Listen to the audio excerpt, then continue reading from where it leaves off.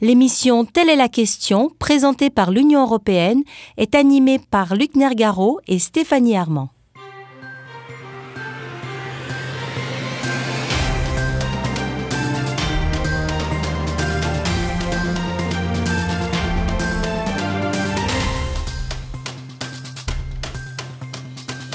Bonjour et bienvenue sur Métropole où nous avons le plaisir de vous retrouver pour notre émission mensuelle Telle est la question. Et vous le savez, c'est une émission dynamique de réflexion sur des sujets importants pour l'avenir d'Haïti. Des sujets que nous essaierons d'éclairer ou de décrypter en compagnie d'invités et avec... On le fait avec des reportages, des interviews, mais aussi un micro-trottoir sur le sujet qui est débattu en tout début d'émission. Commerce frontalier, petit commerce informel et contrebande, quelle différence? C'est la question qu'on va se poser aujourd'hui à cette 5e émission, Stéphanie. Le commerce binational est très largement déséquilibré entre Haïti et son voisin, la République dominicaine. Non seulement par une politique commerciale plus agressive et stratégique du côté dominicain que du côté haïtien, mais aussi parce que la frontière est bien plus poreuse de notre côté que de l'autre côté. Bon, certainement, il y a des échanges commerciaux, Stéphanie, entre les deux pays, très largement en faveur de la République dominicaine. Et il existe également un commerce informel le long de la frontière, notamment dans les marchés frontaliers, principalement situés côté dominicain. Alors, comment accompagner le petit commerce frontalier, qui est un instrument de survie sociale et économique, tout en combattant la contrebande et ses effets dévastateurs? Telle est la question que nous nous poserons aujourd'hui. Et sur ce point, on aura donc un invité, Vincent Durruti, qui est responsable du secteur des relations binationales pour la délégation de l'Union européenne en Haïti. Donc, notre invité qui sera avec nous dans quelques instants, Stéphanie. On l'accueille.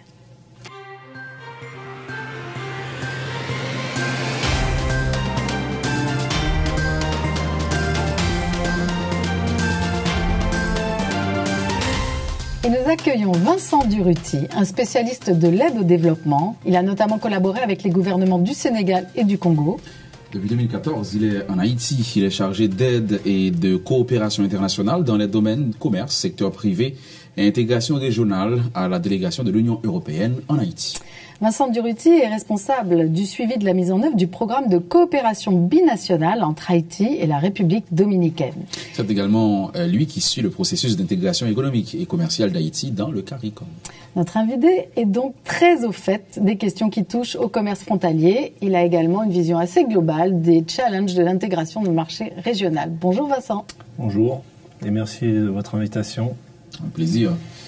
On va parler commerce transfrontalier, donc c'est votre domaine. On va prendre du plaisir à vous écouter. Mais d'abord, Stéphanie, le micro-trottoir. Petite introduction.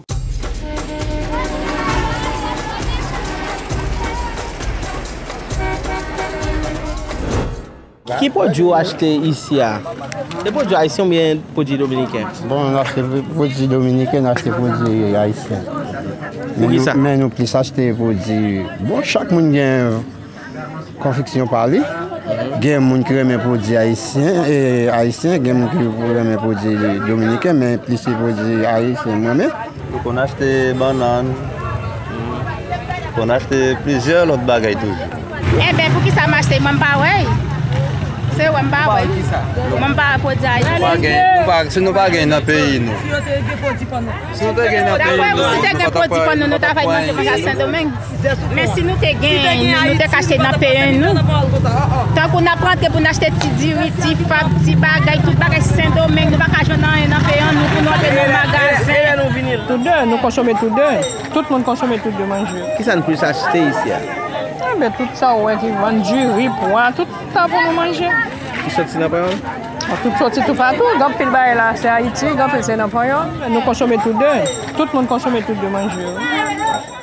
Vous l'aurez donc compris, la question c'était de savoir est-ce que les Haïtiens ils consomment des produits haïtiens ou dominicains. Donc vous avez eu des réponses, c'est un peu mitigé entre les différentes réactions. C'était des gens de Ouanamint, on vous rappelle, donc, qui ont été interviewés un jour de marché. Alors on reviendra sur le marché tout à l'heure. Et qu'est-ce qui vous a frappé justement dans leur réponse? Bon, alors, ce qu'on peut constater, c'est que, bon, peut-être qu'il faut voir dans une vision plus globale sur Haïti, qui est vraiment un pays déficitaire au niveau commercial, qui importe de toute manière de tous les pays, et beaucoup de produits. Et en partie de la République dominicaine, principalement premier fournisseur les États-Unis, deuxièmement la République dominicaine.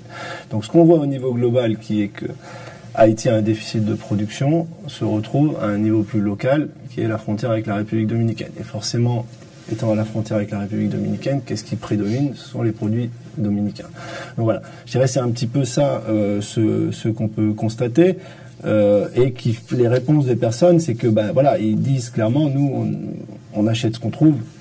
Le marché fait son œuvre en fait. C'est vrai que je trouve un produit haïtien, j'achète haïtien, je trouve dominicain. Alors on reviendra un petit peu justement sur le type de produit qu'ils achètent, mais ça va nous amener quand même à ce que vous nous parliez un petit peu plus justement de votre connaissance de ce commerce frontalier et comment il s'inscrit dans ce programme binational sur lequel vous travaillez depuis 2012, je crois. C'était le 10e FED, c'est un peu technique pour nos auditeurs, mais l'idée c'est quoi? Promouvoir la coopération commerciale seulement ou toute la coopération? Non. Alors bon, l'idée c'est de dire on a deux pays qui partagent une même île, qui ont une particularité sur une seule île. Sur une île, on a une frontière de 300 km et forcément, ce qui se passe dans un pays ou dans l'autre a un impact sur l'un des deux pays. C'est-à-dire aucun pays il y a une interdépendance qui est très forte dans tous les domaines, qui peuvent être des problématiques migratoires, économiques, environnementales, et de toutes sortes, les étudiants haïtiens, les universitaires, etc.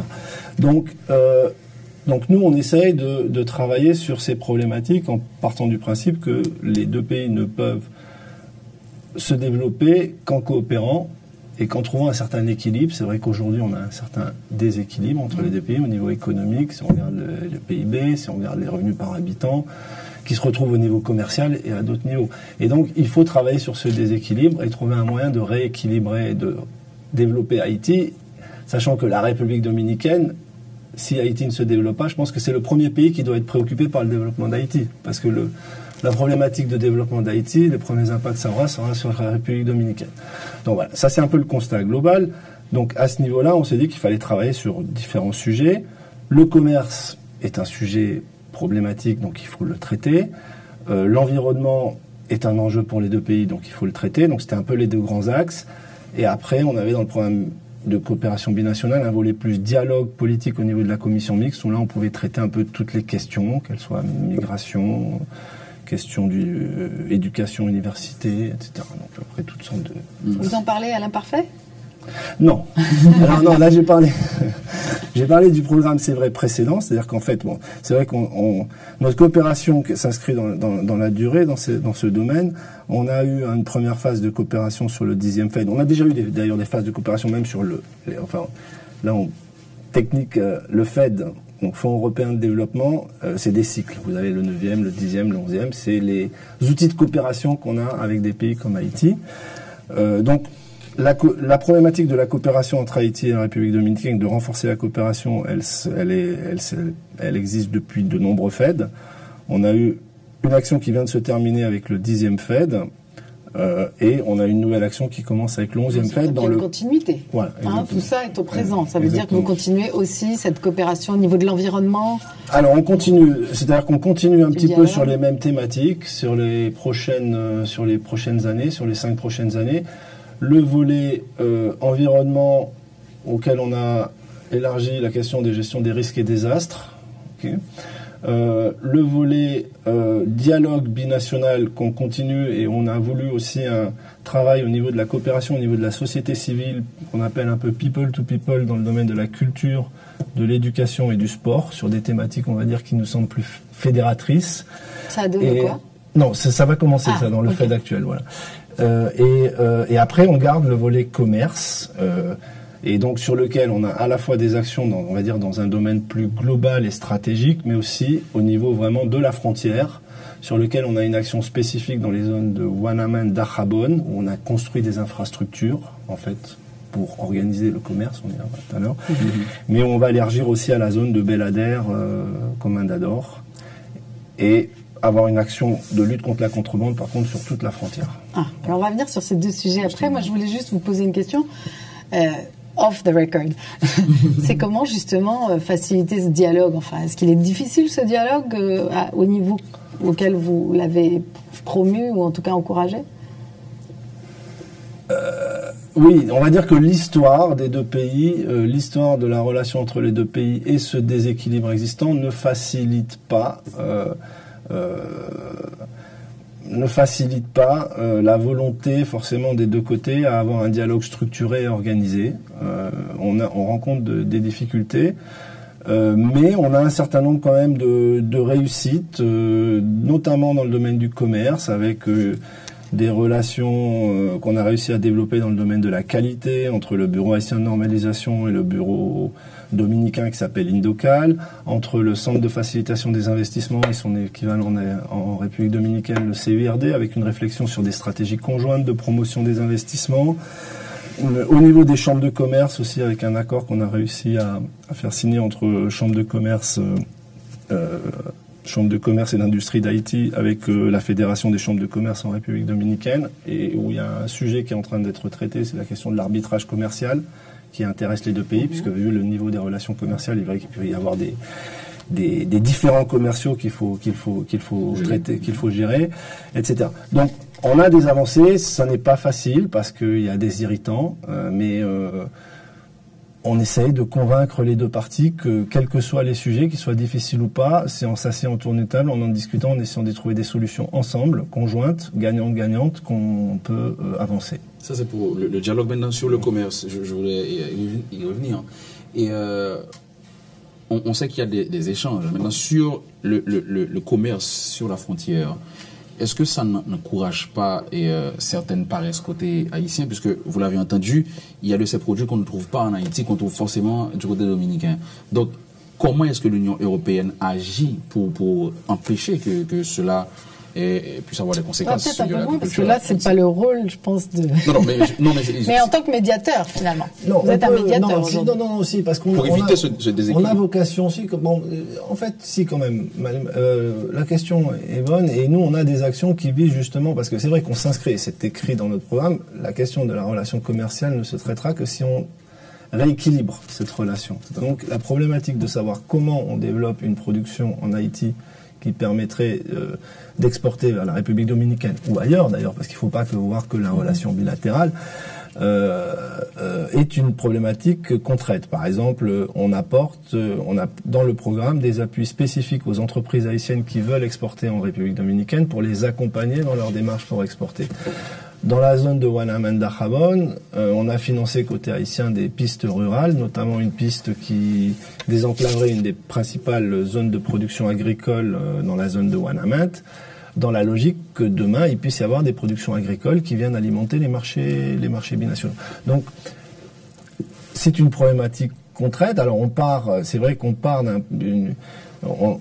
les contraintes sont importantes. Il est évident qu'on a un pays d'un côté qui a atteint des niveaux de compétitivité qui sont beaucoup plus élevés que côté haïtien. Et donc on a une problématique qui n'est pas forcément évidente. Mais il faut voir aussi, ce qu'on essaye aussi de sortir, c'est simplement cette logique bilatérale. Il peut y avoir aussi des stratégies conjointes d'export vers l'extérieur. C'est une île, c'est Hispaniola. Il y a des produits spécifiques, il y a des indications géographiques qui peuvent être développées, etc., sur certains produits. Et il peut y avoir des intérêts communs haïtiens et dominicains sur certains secteurs pour exporter, ou sur des complémentarités dans le secteur textile. Il peut y avoir une partie produite en Haïti, une partie produite en République dominicaine. Donc il y a aussi des logiques de coproduction, de complémentarité qui doivent se développer. Justement.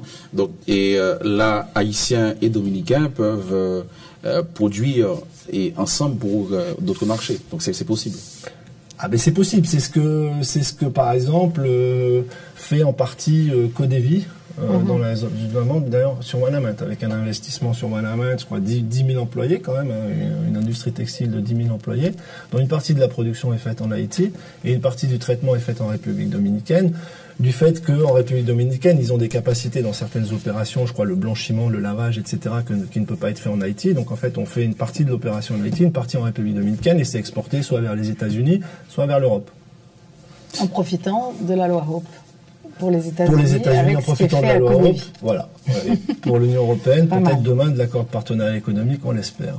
Justement. On va aller se promener à Darabon. Pourquoi pas? Le commerce informel frontalier, le marché de Darabon.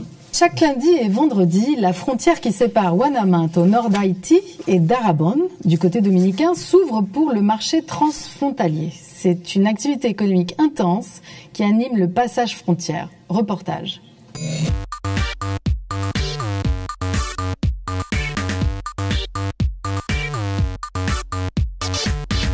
Situé à la frontière entre Haïti et la République dominicaine, Ouanaminthe connaît une effervescence particulière les jours de marché frontaliers. Sur le pont, les flux sont intenses entre la petite ville du nord et Dahabone, sa voisine.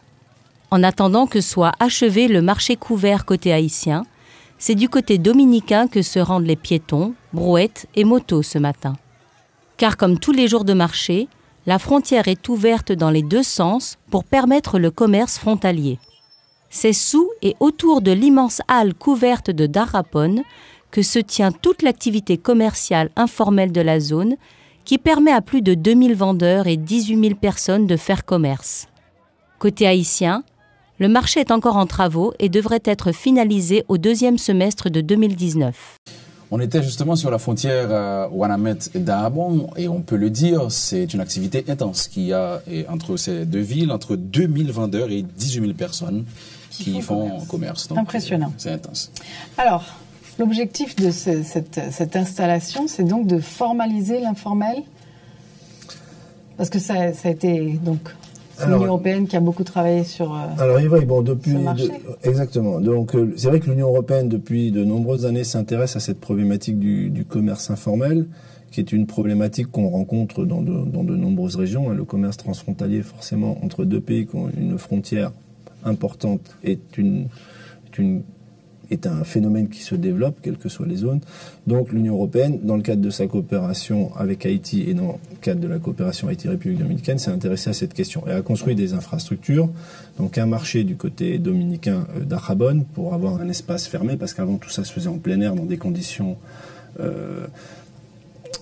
hygiéniques et sanitaires déplorables. Donc l'idée c'était déjà de créer un cadre un peu plus organisé et surtout qui puisse respecter mieux un certain nombre de règles indispensables, et deuxièmement de construire un marché aussi côté haïtien qui permette aussi de répondre à un certain nombre de problématiques. Quelles sont ces problématiques? On parle de 2000 vendeurs et de 18 000 personnes, on va dire que 80% des vendeurs finalement sont haïtiens sur le marché de Dahabone, c'est-à-dire que 80% des vendeurs qu'il y a dans le marché dur à Dahabone sont des haïtiennes qui viennent vendre du pépé en fait. Pourquoi ces haïtiennes ont à se déplacer en République dominicaine pour vendre des choses? Il vaut mieux qu'elles soient en Haïti. Ça les oblige à passer une frontière, ça les oblige à pouvoir s'exposer à un certain nombre de problèmes qu'elles n'auraient pas si elles restaient dans leur pays. Donc ça, c'est la première question, des problèmes de droits humains, etc., qui peuvent se poser, vous l'imaginez très bien. Donc l'idée d'avoir un marché côté haïtien, c'est déjà de régler cette question-là. La deuxième question que l'on veut régler en construisant un marché côté haïtien, c'est aussi de peut-être donner plus de débouchés potentiels à des produits haïtiens. On parlait au début de l'émission de la problématique du déséquilibre commercial. On pense que en ouvrant des opportunités aussi côté haïtien, peut-être qu'autour peuvent s'organiser un certain nombre de productions agricoles et autres qui viennent alimenter le marché et pourquoi pas fournir un certain nombre de Dominicains. Donc ça, c'est la deuxième opportunité qu'on voit. Et la troisième, comme vous le dites, c'est de mieux contrôler et réguler ce commerce. C'est-à-dire que c'est vrai qu'aujourd'hui, on a un commerce qui se fait sur la seule voie de passage officielle entre Haïti et la République dominicaine à Ouanaminthe-Dahabone, qui est le pont, où passent à la fois des petits marchands et du commerce qui, normalement, devrait être taxé. C'est-à-dire que les jours de marché, tout se mélange. Tout se mélange et on n'a pas... Parce que pour nos auditeurs et pour moi aussi, pour nous tous, donc ce pont, c'est le même pont qui sert aussi à la traversée de la frontière. Donc les camions passent là. C'est le seul point d'entrée officiel, puisque aujourd'hui entre Haïti et la République dominicaine, d'ailleurs il y a un accord binational qui l'acte, il y a 4 points d'entrée et 4 points. C'est ce pont de Ouanaminthe-Dahabone, c'est Belader, Comandador, Rimani Malpas et Ansapit Pedernal. Et à Ouanaminthe-Dahabone, le point d'entrée où il y a les douanes, l'immigration, etc., c'est ce pont. D'accord. Et on voit à côté qu'il y a une passerelle, donc une passerelle qui reliera les deux marchés. Les deux marchés, d'accord. Donc, pas utiliser le pont. Donc, il n'y aura plus l'utilisation de ce pont pour par les petits commerçants. C'est un peu ça l'idée. Pour nous, c'est de différencier les flux. C'est-à-dire dire les petits commerçants qui passent des petites quantités, principalement pour le marché local et pour leur survie, on va leur fixer des règles spécifiques et ce qui passe sur le pont doit être taxé. Parce que c'est vrai que quand il n'y a pas de règles, c'est l'arbitraire. C'est-à-dire que quand vous avez tout qui se mélange et tout le monde, je veux dire, on peut embêter telle personne pour une raison X et pas l'autre, etc. Il faudrait quand même déterminer la limite, quand est-ce que c'est dans le petit commerce et quand est-ce que ça devient quelque chose qui doit être taxé. Maintenant, l'idée pour permettre à nos auditeurs de comprendre, et Vincent, c'est de permettre à ce que les commerçants haïtiens restent du côté haïtien et dominicains restent du côté dominicain. Maintenant, ceux qui vont acheter peuvent faire le va-et-vient entre les deux marchés. Donc c'est ça l'idée derrière la construction des marchés. C'est ça l'idée, et de fixer, comme vous le disiez, c'est-à-dire où est la limite. C'est bien ça c'est la question qu'on pose et on demande aux autorités des deux pays d'y réfléchir, et notamment haïtiennes, parce qu'il y a une loi côté dominicain qui régit les marchés frontaliers, mais il n'y a aucune législation côté haïtien. C'est de travailler sur la législation côté haïtien pour définir qu'est-ce qu'on permet sur ce pont aussi. On ne permet pas n'importe quoi. C'est des brouettes, c'est des cartons, c'est pas des... Je pense qu'il faut, par exemple, interdire les motos 3 roues qui circulent aujourd'hui sur le pont, parce que ça transfère de la quantité, etc. Donc toutes ces règles doivent être définies. Quel produit, quelle quantité, quel type... combien de droits de passage par personne, on peut gérer peut-être ça par badge, etc. Il y a toute une série de règles à définir qui nous semblent importantes. Et qui vont permettre à la fois de résoudre des problématiques de droits humains, mais aussi des problématiques peut-être de faciliter ensuite la lutte contre la contrebande, la contrebande de plus grande quantité, quoi. Parce que bon, c'est vrai qu'aujourd'hui, le commerce informel, s'il n'est pas réglementé à la frontière, il n'est pas réglementé, c'est de la contrebande. Mais alors justement, c'est intéressant de voir que l'infrastructure elle-même joue un rôle très important. Parce que le fait qu'il n'y ait pour l'instant que ce pont pour passage, où tout se mélange, c'est effectivement c'est vraiment la porte ouverte dans le sens propre à tout. Tandis que ce que vous avez... marché, c'est ça, c'est la porte ouverte à tout. Ce qui est organisé et prévu dans le plan d'ensemble, c'est bien que ce soit une passerelle qui finalement est réservée aux piétons et qui pourra permettre de contrôler d'un côté et de l'autre. Exactement. Avec des institutions, enfin des représentants des institutions de contrôle à l'intérieur du marché. On veut pas que ça soit. Il y aura des douaniers dans le marché. Alors j'imagine que le débordement n'est pas possible au-delà du marché de Tarabonne pour les marchandes haïtiennes. On est toujours sous douane entre guillemets. Comment ça se passe aujourd'hui? Oui. Aujourd'hui, disons que les Dominicains, si j'ai bien compris, enfin si je lis bien les études, ont quelque part, ils font payer un impôt forfaitaire aux commerçants haïtiennes qui rentrent dans le marché. Cette espèce d'impôt forfaitaire vient alimenter plus ou moins les caisses des douanes dominicaines. Après, c'est un droit de... Mais il n'y a pas... Comment dire... il n'y a pas quelque chose qui définit que c'est une zone franche. Enfin, même côté dominicain, il n'y a pas une législation, parce que quand on dit Soudan, c'est pas considéré comme une zone franche, etc. Comment ça se passe dans les autres pays? Je crois qu'il y a eu des études, notamment de... Alors, dans les autres pays, cette problématique n'est pas totalement non plus résolue, mais il y a un certain nombre de dynamiques parce que la réalité de Haïti et de la République dominicaine n'est pas spécifique à ce pays sur le continent africain. Mais je donnerai un seul exemple comme ça, assez marquant aussi, c'est les enclaves, par exemple, espagnoles qu'il y a en Afrique du Nord, Ceuta et Melilla. Qu'est-ce qui se passe autour de Ceuta et Melilla? C'est que toute la journée, vous avez des marchandes marocaines qui font des allers-retours avec des produits en fonction des opportunités qu'il y a, que ça vienne d'un côté ou de l'autre, quoi. Donc ce qu'on voit entre Haïti et la République dominicaine existe est inévitable. Voilà. Donc alors sur le continent africain, justement, il y a des réflexions, et notamment en Afrique de l'Est, on réfléchit sur la mise en place, en fait, de règles qui facilitent ce petit commerce transfrontalier, en définissant un certain nombre de règles simplifiées, c'est-à-dire de dire, mais pareil, ça sera sur des notions de quantité, c'est-à-dire que c'est faire évoluer les quantités, c'est quelque part, ça serait faire évoluer les quantités de produits qui sont permises d'être passées à la frontière par ces petits commerçants, au-delà de ce que le code douanier prévoit aujourd'hui, parce que si on prend Haïti, le code douanier aujourd'hui, vous arrivez à l'aéroport avec une cartouche de cigarette, on ne vous taxe pas. Donc le code douanier prévoit qu'on puisse quand même rentrer en Haïti quand on arrive en avion avec une quantité minimale qui est définie sur une valeur, je ne sais plus laquelle, je n'ai pas en tête, qui dit que les douanes, dans ce cas-là, ils vous laissent passer. Donc l'idée, c'est de dire que dans des contextes particuliers, on va réfléchir, puisque c'est vrai que la valeur que définit le club douanier aujourd'hui est insuffisante par rapport à la réalité de ce commerce frontalier. C'est comment réfléchir sur des valeurs donc il faut qui correspondent à la réalité locale, qu'on puisse permettre et qui soient permise pour faciliter ce commerce. Et réaliste. Réaliste, voilà. Réaliste et sans impact, alors bien sûr, sans que ça ait un impact négatif sur l'économie nationale, etc. Maintenant, ce marché, côté haïtien, c'est pas encore en construction. Et quand est-ce que ça va être lancé aussi? Alors normalement, nous, on espère que la construction du marché côté haïtien sera finie en juillet de l'année prochaine. Donc en juillet 2019. Voilà. C'est notre objectif actuel. Voilà. On va aller voir aussi ce que vendent les marchandes. Qu'est-ce qui se passe en fait en termes de commerce? C'est l'objet d'un deuxième reportage. 2 fois par semaine, des milliers de marchands haïtiens et dominicains se retrouvent du côté dominicain pour faire le commerce de leurs produits. Les marchandes que nous avons rencontrées font commerce de pépés, de légumes et de céréales.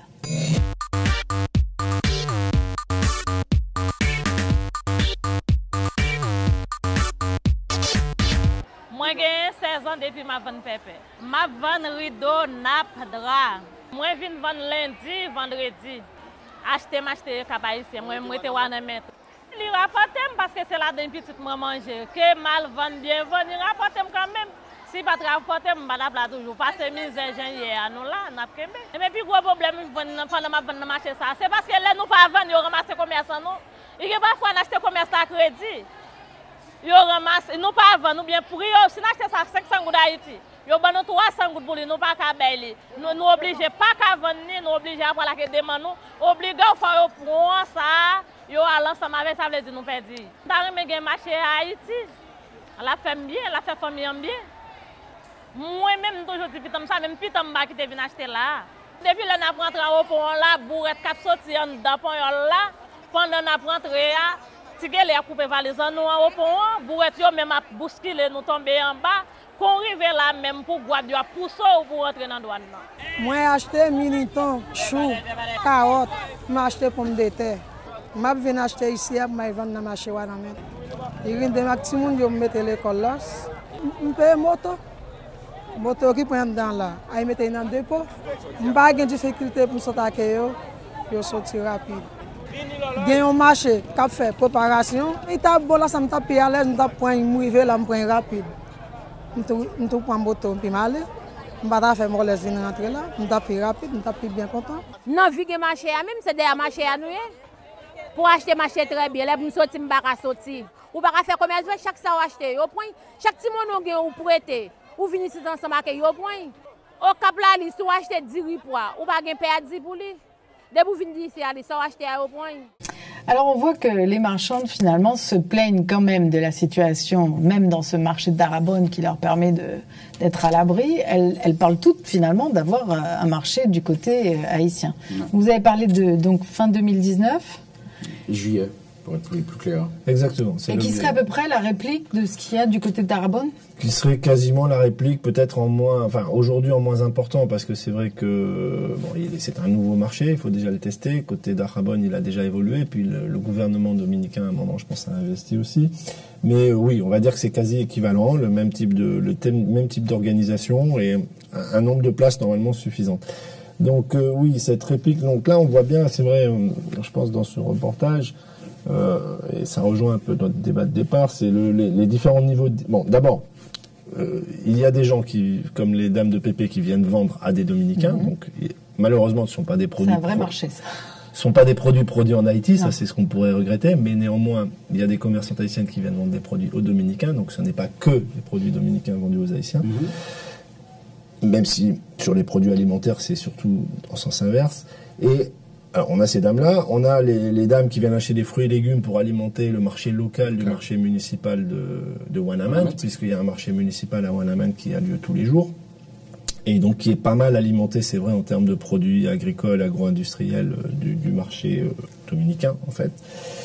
Et on a une autre échelle qui est la dame avec les pâtes alimentaires, etc., qui elle carrément touche le marché de Cap-Haïtien, c'est-à-dire qu'en fait elle achète des produits en République dominicaine qu'elle ramène jusqu'à Cap-Haïtien. Donc ça reste dans la région nord, mais ça sort du commerce local. Donc on voit qu'on a différentes échelles de commerce. Et on voit aussi qu'il y en a qui qui achètent des produits agricoles qu'on peut fournir aussi en Haïti. En Haïti, tout à fait. Ce qui démontre quand même, oui, c'est vrai, ça c'est un débat. C'est vrai qu'il serait important que ces produits agricoles soient plutôt produits en Haïti. C'est vrai que la réalité aujourd'hui est que cette zone-là n'est pas alimentée par des produits agricoles haïtiens. Donc les gens, à défaut de pouvoir les trouver en Haïti, vont les acheter en République dominicaine, sûrement à des prix qui sont aussi plus intéressants, etc. Donc c'est vrai que ça c'est un débat, un équilibre à trouver par rapport au premier problème dont on parlait, c'est comment réduire le déséquilibre. Et c'est vrai qu'il faut passer par un développement d'un certain nombre de productions agricoles et agro-industrielles en Haïti pour créer de la valeur ajoutée, de l'emploi et des activités économiques. Donc oui, on a clairement c'est une activité qui semble représenter une ressource économique pour Ouanaminthe qui est essentielle. Voilà, je pense que c'est ça qui est le plus important, c'est que c'est vrai qu'aujourd'hui, si on regarde la situation, le problématique de la situation haïtienne avec des taux de chômage et de sous-emploi qui dépassent les 40%, c'est vrai qu'on le voit partout, c'est que à certains niveaux de la population, le petit commerce, quel qu'il soit, est celui qui fait vivre la famille, souvent par les femmes qui font du petit commerce. Et donc, cette réalité se retrouve vraiment à la frontière de manière exacerbée avec la République dominicaine. Et c'est vrai que ce sont des milliers, on a parlé au départ de 18 000 personnes, 80% de 18 000 personnes, donc ça fait plus de 10 000, en tout cas 12, 13, 14 000 Haïtiens qui vivent de ce commerce-là, et qui gagnent quoi, peut-être 1500 gourdes grand maximum par jour de marché. C'est pas non plus des sommes considérables pour chaque individu. Donc c'est du commerce de subsistance, c'est ce qui permet à ces femmes d'avoir des revenus, de payer l'école des enfants et de pouvoir tenir le coup. Et mis à part la construction physique du marché, est-ce qu'il y a des réflexions pour fixer, comme on l'avait dit tout à l'heure, la limite? Qu'est-ce qui passe par ce marché? Qu'est-ce qui doit passer par la douane? Est-ce que les réflexions sont en cours actuellement? Alors oui, tout à fait. On a lancé avec le ministère de l'Intérieur et des collectivités territoriales, mais aussi avec d'autres ministères comme le commerce, l'administration générale des douanes et le ministère des Finances, le ministère de l'Agriculture pour ce qui est question phytosanitaire, une réflexion sur quelles devraient être les règles à fixer pour ce petit commerce, pour cette passerelle, les 2 jours de marché, qu'est-ce qu'on définit comme règle.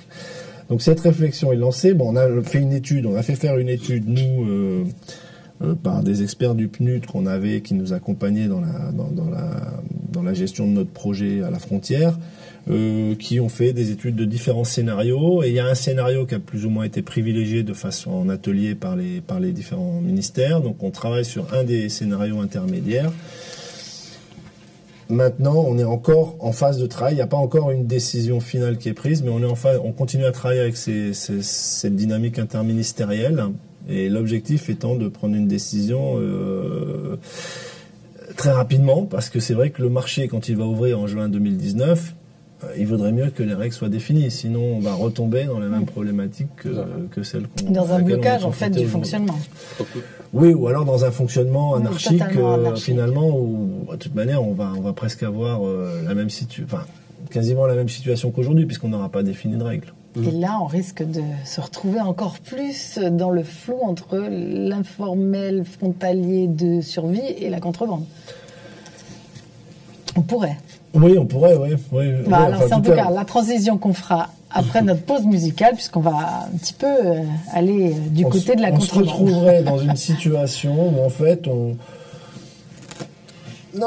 va donner la possibilité... on se retrouve dans une situation où on aura quand même différencié le flux du petit commerce et le flux de contrebande. Oui. Le flux de ce qui doit être taxé le flux de ce qui est des quantités plus importantes.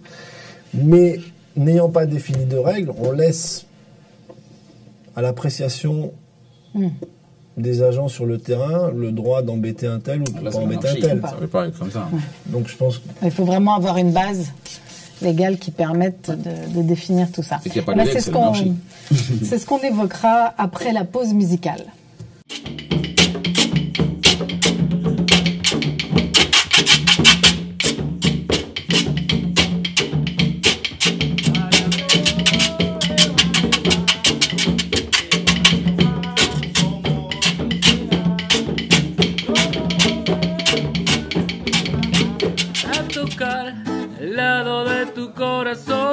porque de ti agua yo quiero, enredado en el sueño, sintiendo el fuego.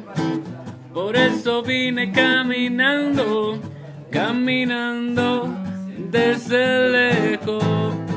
Cielo, quisqueya nuestro techo. Me sorti bien loin, sans presser, sans retard. Et pour me toucher, juste pour me toucher, l'autre bouquet. On connaît déjà, on respire même l'air. Et c'est pour raison si là, moi sorti bien loin sans retard. Wow, wow, wow, moi dis l'eau à ciel là. Qu'est-ce qu'il y a, c'est la caille, non? C'est là, à clair. Ok. L'eau à ciel là. Qu'est-ce qu'il y a, c'est la caille.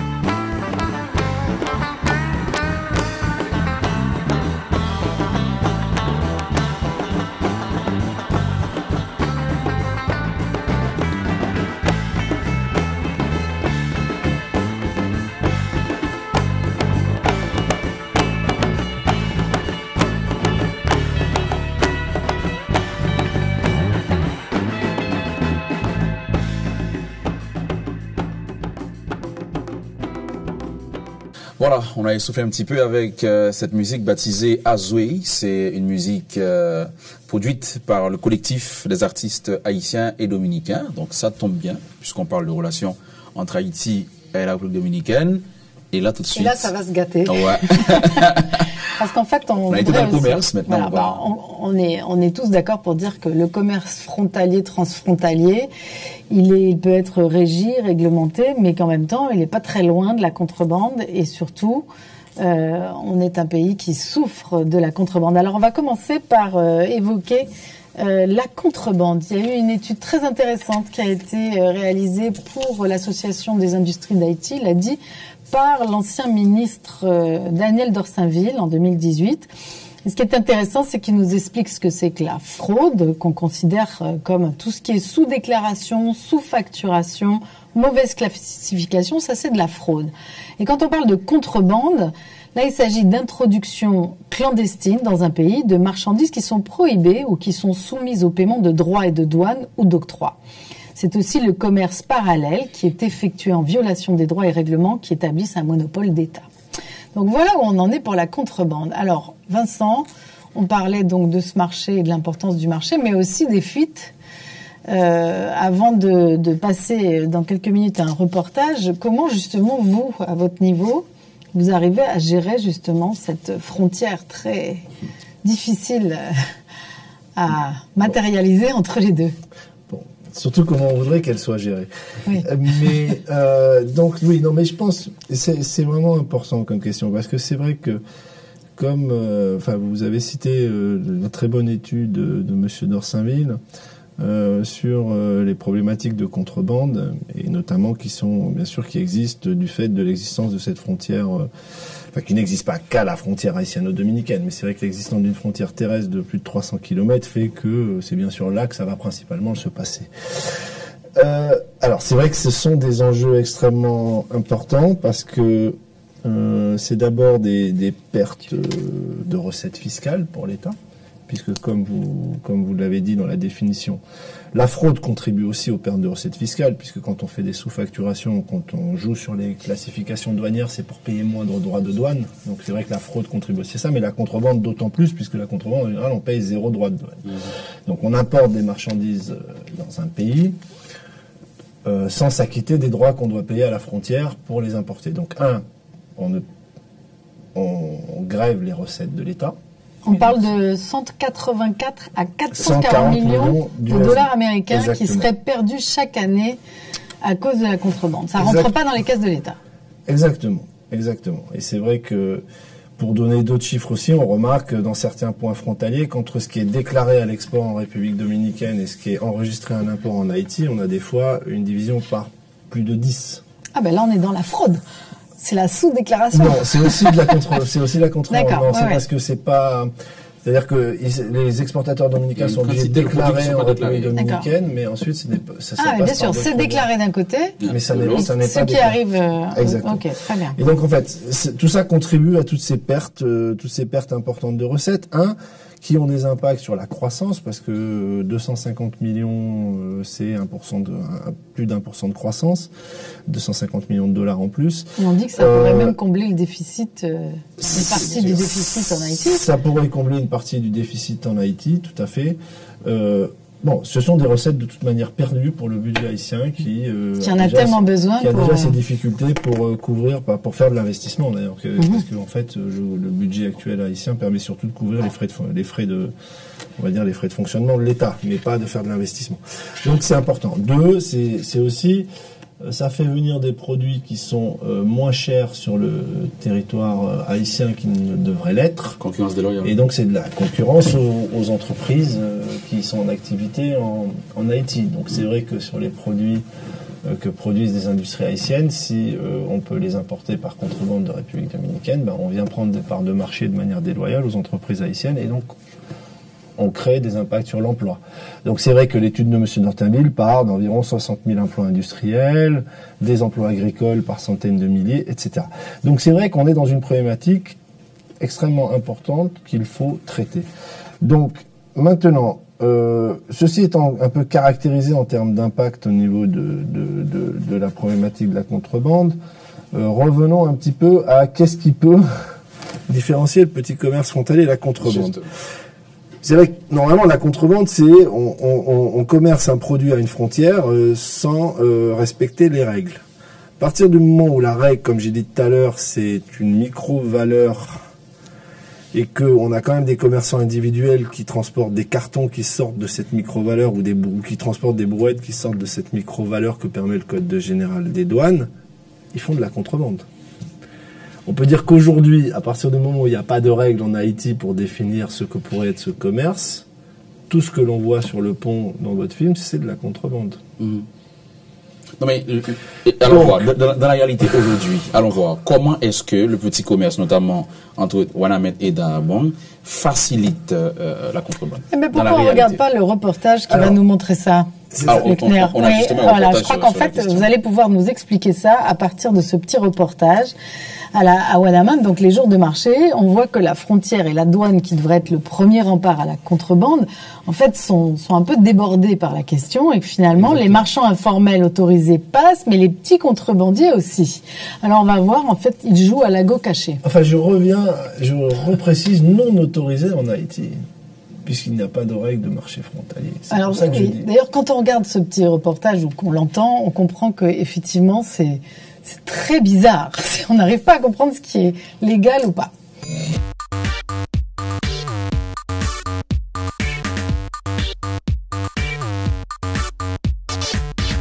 À côté de l'activité informelle mais encadrée à Daharbon, les jours de marché sont l'occasion pour les petits contrebandiers de passer outre les interdictions.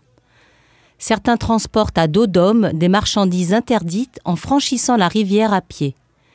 D'autres transbordent tranquillement des cargaisons dominicaines au moyen de triporteurs qui franchissent sans encombre le poste de douane, amenant en Haïti des produits concurrents en faisant des dizaines d'allers-retours chargés de bananes apportées à Daharbon par camion.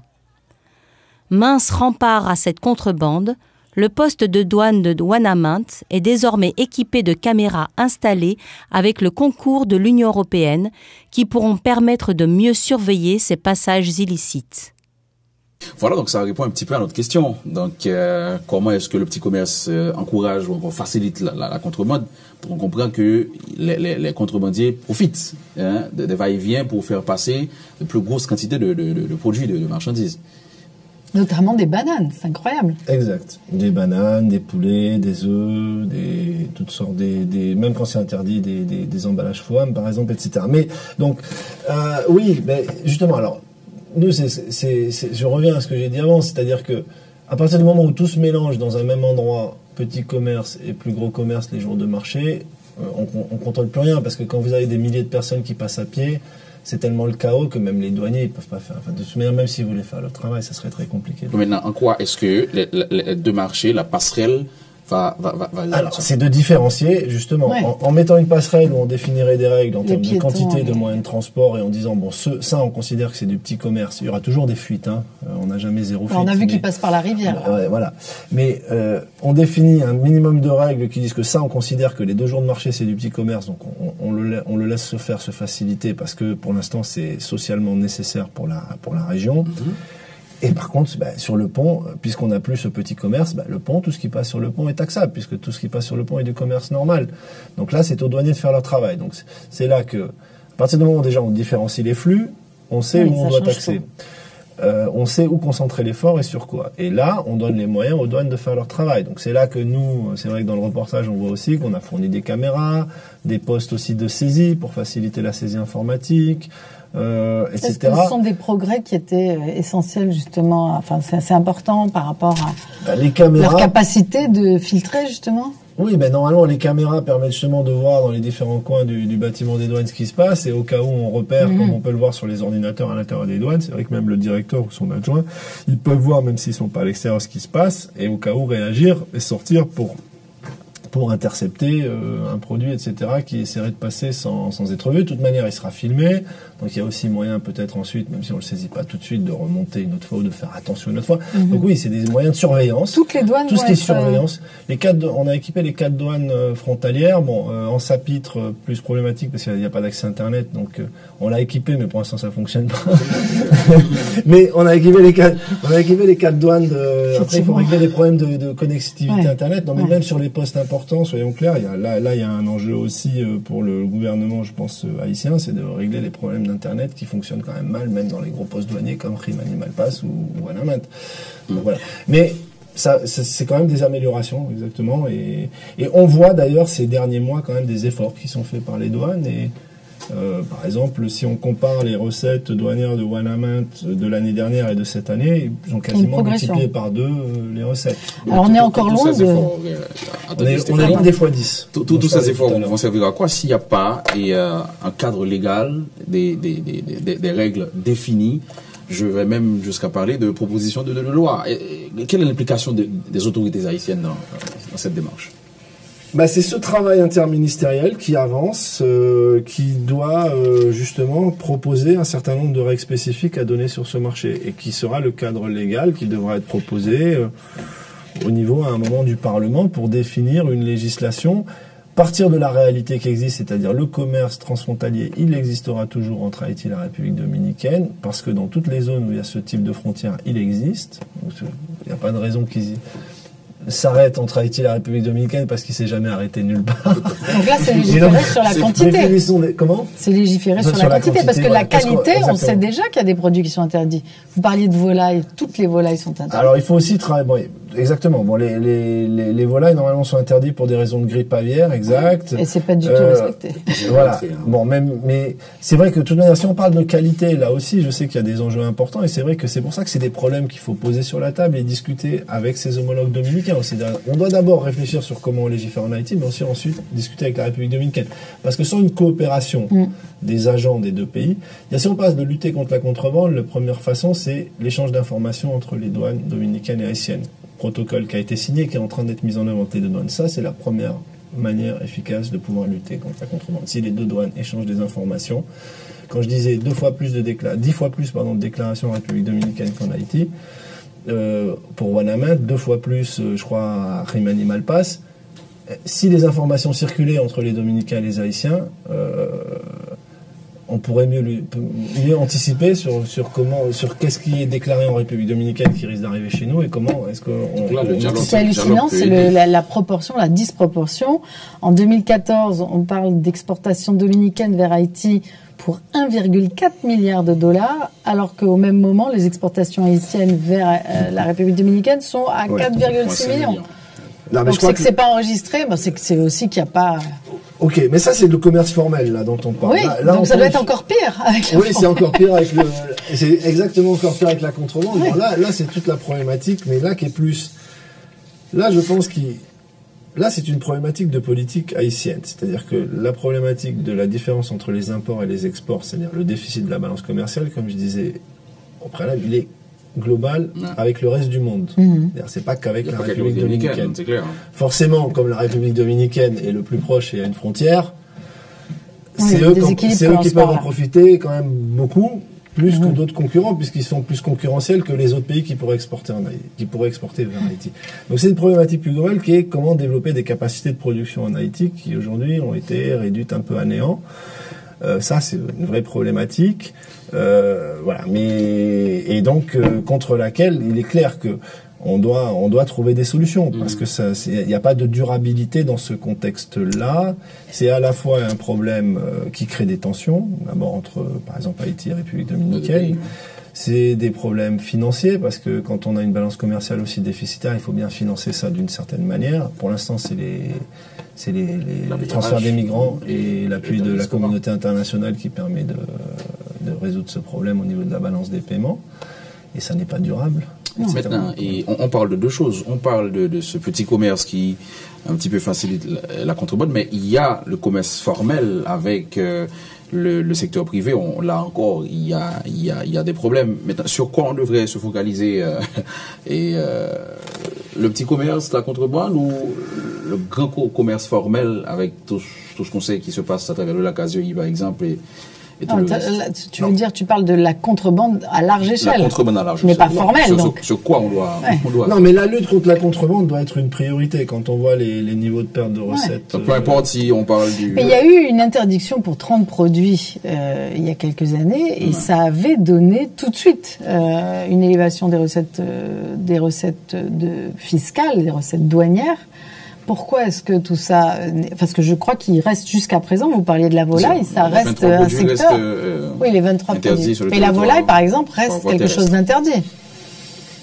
Bon, moi, je tempère un peu, là, sur l'efficacité en termes de lutte contre la contrebande de l'interdiction de 23 produits, qui a, d'après d'ailleurs des études faites par M. Dorsainville, sous le pilotage de l'ensemble des acteurs en Haïti, à travers notre programme binational, mais c'était piloté par les secteurs privés et le secteur public, démontre quand même d'une certaine manière que c'est surtout permis... Enfin, ça n'a pas fait beaucoup croître les recettes douanières, et ça a surtout fait croître la contrebande. C'était pas le but. C'était un peu, voilà, le problème, non, mais c'est-à-dire que la difficulté de tout ça, c'est que c'est vrai que, à partir du moment où on a une frontière terrestre de 320 km, c'est dur de la contrôler. Les moyens de l'État haïtien étant ceux qu'ils sont, c'est vrai que les douanes ont des capacités, les capacités qu'elles ont. Elles n'ont pas beaucoup d'agents, elles n'ont pas de brigades mobiles, elles n'ont pas, etc. Je suis pas un spécialiste des douanes, mais enfin, je vois comment c'est passé dans d'autres pays. Et donc, c'est vrai que ça limite sa capacité de contrôle. Donc, si on veut si on interdit quelque chose ou qu'on augmente un droit, en fait, comme il y a la capacité de contrôler cette interdiction, comme il est possible de contourner cette interdiction, ce droit, parce que les capacités de contrôle sont insuffisantes, forcément, les gens vont contourner. Le manque d'infrastructure va aussi empêcher... vont encore plus contourner. C'est-à-dire, plus on essaye de les bloquer, plus ils contournent. En même temps, pour contourner, il n'y a que 4 passages. De contrôler. Parce que pour des grosses quantités, on est d'accord qu'il faut... Pour les grosses quantités, c'est les 4 passages. Donc voilà, je crois que l'absence d'infrastructure, effectivement, heureusement, joue contre... Et c'est pour ça que je reviens à ce que j'ai dit tout à l'heure, c'est-à-dire que je pense que là où il y a un enjeu à développer fort, c'est dans la coopération des deux douanes. C'est-à-dire que les Dominicains ont aussi des problèmes, si on parle du commerce haïtien-dominicain, les Dominicains ont aussi des pertes de recettes douanières du fait de la contrebande. Pourquoi? Parce que certains Dominicains déclarent des produits. Parce que quand on dit beaucoup plus de déclarations à l'export que d'enregistrement à l'import en Haïti, c'est aussi qu'il y a des Dominicains qui déclarent à l'export en République dominicaine, mais qui n'exportent pas vers Haïti pour ne pas payer l'ITBIS, c'est-à-dire l'équivalent de la TVA, parce qu'ils se font exonérer. J'exporte vers un autre pays, donc je suis exonéré. Donc ils ne payent pas ce qu'ils doivent payer aux autorités dominicaines, mais ils n'exportent pas en Haïti, ils revendent sur le marché dominicain. Voilà. Donc là, ils font de la concurrence aux autres acteurs dominicains. Et donc, les Dominicains ont aussi intérêt à mieux contrôler ce qui se passe dans le commerce entre les deux pays par rapport à des problématiques aussi pour eux de recettes et de ressources de l'État. Donc, une raison pour les deux pays de collaborer.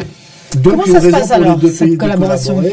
Et d'où l'intérêt de ce protocole de coopération signé entre les deux douanes, haïtiennes et dominicaines, où il y a clairement affiché l'objectif d'échanger des informations. Ça a déjà commencé. C'est-à-dire qu'un certain nombre de déclarations qui sont faites en République dominicaine d'export vers Haïti sont envoyées à l'AGD en Haïti. Et donc permettent ensuite aux autorités douanières haïtiennes, par rapport à cette information, de déterminer.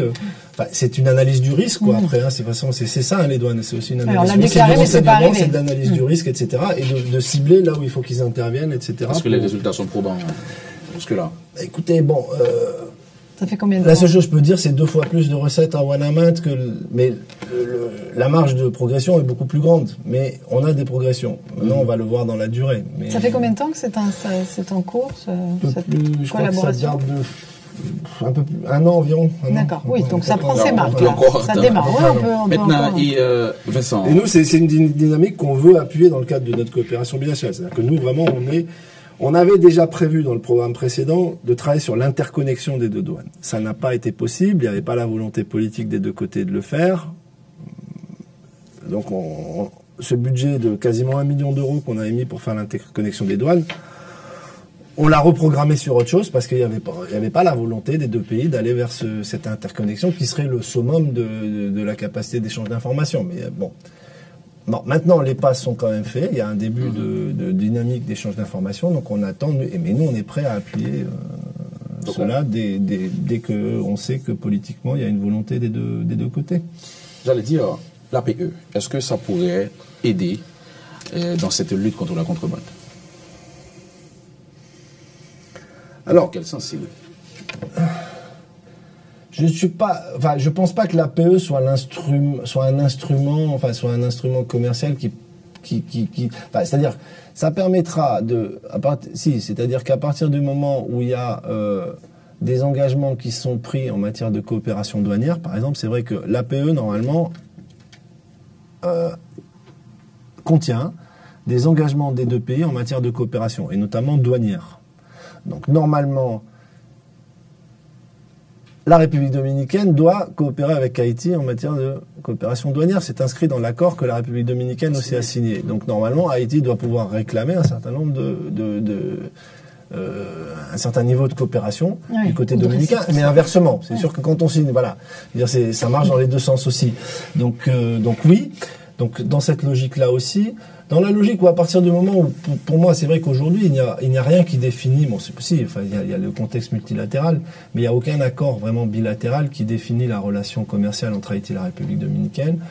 C'est vrai que l'APE aussi permet de définir un cadre, donc qui permet de fixer un certain nombre de règles et surtout d'avoir un dialogue, d'avoir des instances de dialogue régulières, etc. et des engagements de coopération. Donc oui, mais... je voudrais pas dire l'APE, les intérêts de l'APE sont quand même différents oui. Le problème de la contrebande, il doit se régler. APE, pas APE, il peut se régler. Je veux dire, l'APE il doit se régler, il doit se régler, et il peut se régler avec ou sans APE. L'APE, c'est d'autres opportunités. C'est plus vers les marchés extérieurs, l'exportation, les opportunités qu'on a sur le marché européen, c'est plus là-dessus qu'il y a des opportunités. Mais il peut donner un cadre quand même pour traiter ce genre de questions, oui. Très bien. En tout cas, c'est important de revenir sur cette fuite, cette perte de revenus qui est tellement essentielle et qui permettrait de développer des tas de choses en Haïti. Donc on se rend compte que ce manque à gagner, c'est aujourd'hui aussi, d'ailleurs, d'après l'étude de Dorsainville, une explication du retard important, une des explications du retard important entre les deux pays. Aujourd'hui, on le voit, la frontière dominicaine est bien mieux En tout cas, elle est mieux gérée, qu'il y a effectivement probablement plus de documentation de tout ce qui doit sortir et finalement, tout ça encourage aussi leur production locale et la croissance de ce pays. Ben, ce qui est certain, oui, pour répondre, enfin, ce qui est certain, c'est que pour résoudre le problème que Haïti connaît d'être moins développé que ses voisins et que toute la région, c'est vrai qu'il y a des capacités d'investissement qu'il faut développer au niveau de l'État pour pouvoir faire de l'investissement public, mais de l'investissement public qui bénéficie aux capacités productives du pays. Et sécuriser les investissements privés, parce que pourquoi investir dans une production d'œufs si ceux qui rentrent de République dominicaine sont moins chers? Oui. Non, mais après, il y a une réflexion stratégique, mais là, on revient à une réflexion stratégique à avoir, c'est-à-dire que vous l'avez dit dans votre introduction, je crois, si je me souviens bien, vous avez dit, parce que si on regarde en termes de protectionnisme, les Dominicains sont pas protectionnistes. C'est-à-dire que si on regarde les droits de douane d'une manière globale, ils sont faibles. Okay. Néanmoins, ils ont ciblé certains secteurs. Qui protègent leur secteur de production. Certains stratégiques, mais c'est-à-dire assez limité aussi, c'est pas des milliers de secteurs. Donc ça, c'est aussi une réflexion stratégique que Haïti doit avoir par rapport à quel secteur on souhaite développer en Haïti. De manière réaliste et progressive. Parce que quand on part malheureusement, c'est vrai que les impacts négatifs qu'il y a eu au niveau économique pour l'instant en Haïti sont tels que on ne reconstruit ça que de manière progressive et dans la durée. Donc il y a vraiment une réflexion stratégique à avoir, c'est clair, et qui doit aussi passer par des réflexions sur quels instruments de protection efficaces on peut avoir, qui peuvent être des droits de douane, qui peuvent être toutes sortes de... C'est clair. Et on doit mais très vite, le faire de manière bien stratégique et structurée et raisonnée. Et mettre les moyens qu'il faut. Là où on a mis la protection, c'est mettre les moyens qu'il faut pour que ça se développe aussi. C'est-à-dire, c'est donner les moyens à ce secteur-là de prendre son envol. Bon, vous l'avez dit, il y a des efforts et actuellement, on peut attendre les résultats. Bien que on comprend qu'il faut d'autres réflexions stratégiques, comme vous l'avez dit. En tout cas, c'est une question de collaboration entre tous les secteurs, privé, public ici, et entre la République dominicaine et Haïti, pour que les choses s'harmonisent et soient efficaces. Est-ce qu'il y a des grands rendez-vous, justement, qui sont projetés? C'est-à-dire, oui, en général, on parle de notre calendrier d'événements, mais est-ce qu'il y a des rendez-vous qui sont projetés pour les relations binationales, et notamment de foires binationales, de rencontres Alors, malheureusement, nous, dans le cadre de notre coopération, on est un peu préoccupé par le fait qu'il n'y ait pas un agenda justement conjoint de réunions arrêtées entre deux pays qui ont tellement de questions à discuter. Non, cet agenda officiel et programmé dans le temps n'existe pas et a toujours eu du mal à se formaliser. Et nous pensons que c'est un des problèmes principaux.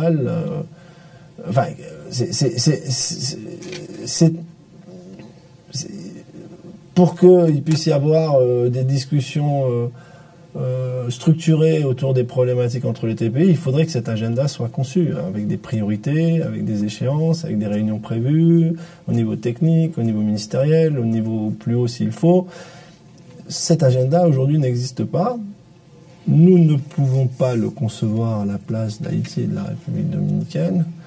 On peut l'accompagner à un certain niveau. Si une programmation est faite et qu'il y a besoin de ressources, nous on peut donner des ressources pour que les choses se tiennent. Mais on peut pas définir l'agenda à la place des deux pays et les engagements surtout. Et donc ça, non, je pense que c'est une des faiblesses de la relation bilatérale et qu'on a plus tendance historiquement à se tourner le dos. Alors qu'il y a une interdépendance importante qui existera c'est clair. Toujours. Et donc, non, de toute manière, les choses vont, si on n'en discute pas, elles vont finir par nous rattraper à un moment. Et au moment où elles nous rattrapent, en fait, elles ont un impact tellement important que ça devient une situation de crise. Et en fait, face à une situation de crise, en général, on gère pas bien les choses. Il y a urgence. C'est presque même un appel qu'on lance pour que les autorités prennent leurs responsabilités, travaillent sur des réunions et des rencontres. Donc ce sera le mot de la fin ? Je crois. C'est un appel, justement, pour terminer. Vincent Giruti, merci de nous avoir accompagnés avec justement toutes ces informations qu'on n'a pas toujours sur les tenants et aboutissants, le commerce frontalier, sur les relations binationales. En fait d'agenda, puisqu'on n'en a pas pour ça, on va vous rappeler quand même que telle est la question sera chez vous tout le mois d'août.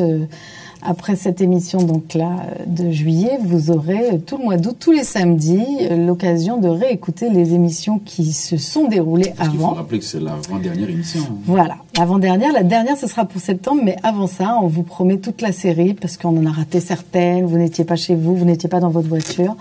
Donc voici l'heure de se quitter sur ce sujet vaste que nous avons juste entamé.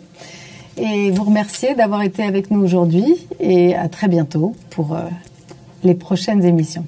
À bientôt. Merci. Merci. L'émission Telle est la question est proposée par l'Union européenne. Elle est animée par Luc Nergaro et Stéphanie Armand sur un concept d'Éric Mounier et l'agence Welcome.